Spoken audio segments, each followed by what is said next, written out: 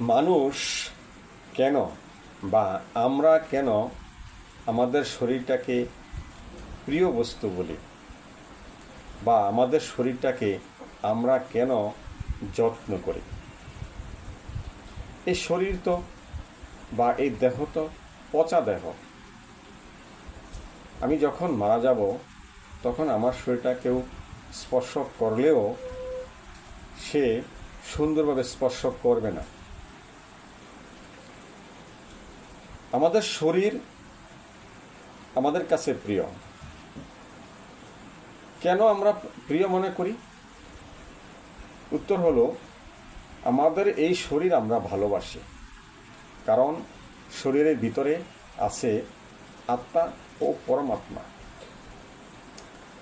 কেউ কি মৃতদেহ ভালোবাসে? মৃতদেহকে আদর করে জড়িয়ে ধরে রুমে নিয়ে গিয়ে রাখার কোনো দৃষ্টান্ত দেখেছেন কখনো? কোনো দৃষ্টান্ত নেই। কেউ গ্রাহ্য করে না, হয় ছুঁড়ে ফেলে নয়তো পুড়িয়ে দেয়। তাই শরীর কোনো প্রিয় বস্তু নয়। কিন্তু যেহেতু শরীরের ভিতরে আত্মা বা দেহের মধ্যে আত্মা, তাই আমরা এই দেহটাকেই অনেক ভালোবাসি। এই শরীররূপী বাড়িটা খালি থাকলে কেউ আসবে না, কিন্তু এই বাড়িতে কৃষ্ণ আছেন বলে বা কৃষ্ণের ভক্ত আছে বলে এত মানুষ আসে। এমন নয় যে এই বাড়িটির কৃষ্ণের খুব প্রিয়। একইভাবে আমি বা আমরাও এই শরীর ভালোবাসি।